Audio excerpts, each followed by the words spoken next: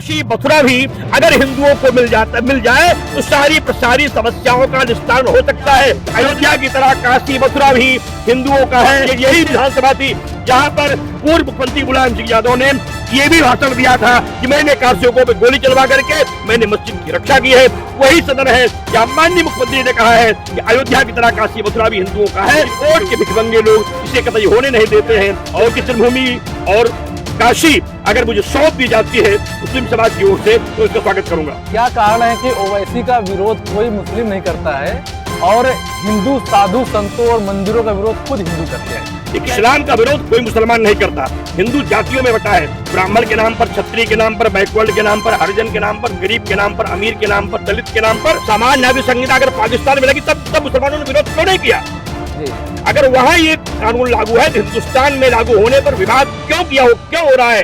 क्योंकि यह विवाद केवल राजनीतिक वोट के लिए है, सियासत के लिए है, व्यवस्था के लिए है। बाबा जी, क्या लगता है बीते कुछ सालों में युवाओं का जो रुझान है वो सनातन के प्रति बढ़ा है या क्या कुछ हो रहा है? देखिए, ऐसा है कि जब हमने फिर वही बात स्थिति आ गई, जब राजा सन्मार्गी होता है तो प्रजा सन्मार्गी होने लगती है। पहले की जो सरकारें थी वो धर्म के प्रति विद्रोह की भावना पैदा करती थी।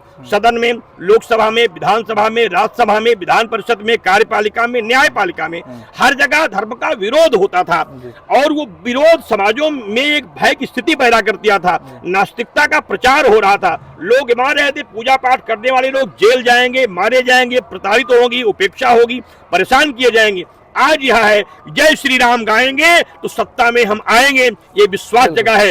जय श्री राम गाएंगे तो मेरा मकान बन जाएगा, मेरी दुकान चलेगी, मेरे कपड़े बिचेंगे, मेरे झंडे बिचेंगे, मेरे सामान बिचेंगे, करोड़ों लोग मेरी मदद करेंगे। कथावाचक भी अब जय श्री राम के नारे लगा के अपने फॉलोअर बढ़ा लेते हैं। इसलिए आज तो ये स्थिति है कि रामराज की संकल्पना है कहीं न कहीं से। इसलिए भी जो जवानों का रुझान बढ़ा है, उन्हें लगने लगा है कि हम अपने मूल संस्कृति की ओर जा रहे हैं। जो हमसे छीना गया था वह मुझे मिल रहा है और उसी के नाते ये स्थिति है कि आज कहीं न कहीं से सारे लोग इस पथ पर चल पड़े हैं और उसका लाभ समाज को मिल रहा है। मतलब राजनीतिक रूप से भी लोग सनातन के प्रति रुझान बढ़ा रहे हैं। देखिए, राजनीतिक कल के माननीय मुख्यमंत्री जी ने सदन में एक बात कहा था।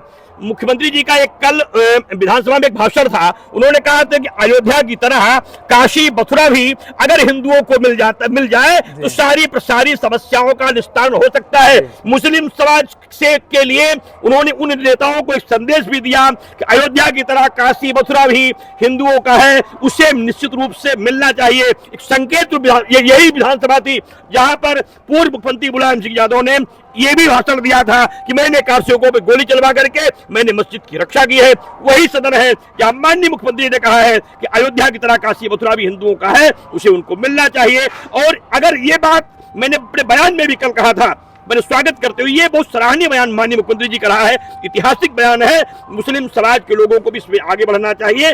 अगर ऐसा हो जाता है तो हिंदू मुस्लिम का आपसी विवाद भी कम हो जाएगा और भाईचारा जो भारतीय संस्कृति का इतिहास रहा है वह बना रहेगा। लेकिन वोट के भिखमंगे लोग इसे कतई होने नहीं देते हैं, क्योंकि लोग लड़ते रहेंगे, लोग मरते रहेंगे, हमारा सपोर्ट करते रहेंगे और उनका पूरा विनाश हो। यही राजनीतिक सोच रखने वाले लोग हिंदुस्तान की राजनीति का दुर्भाग्य करते हैं।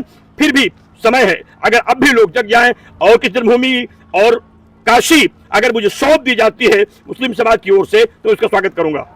बाबा जी, अभी मैं टहल रहा था, मुझे एक व्यक्ति मिले, सज्जन मिले, उन्होंने ऐसे ही बात होती रही उनसे। उन्होंने कहा कि क्या कारण है कि ओवैसी का विरोध कोई मुस्लिम नहीं करता है और हिंदू साधु संतों और मंदिरों का विरोध खुद हिंदू करते हैं। देखिए, ऐसा है कि ओवैसी नहीं महाराज, उनका एक इस्लाम है। इस्लाम का विरोध कोई मुसलमान नहीं करता। हिंदू जातियों में बटा है, ब्राह्मण के नाम पर, क्षत्रिय के नाम पर, बैकवर्ड के नाम पर, हरिजन के नाम पर, गरीब के नाम पर, अमीर के नाम पर, दलित के नाम पर, शिक्षा के नाम पर, सभ्यता के नाम पर, संस्कार के नाम पर, आदिवासी के नाम पर, वनवासी के नाम पर, तो बंजर के नाम पर, थलचर के नाम पर समाज को छिन्न भिन्न कर दिया गया है।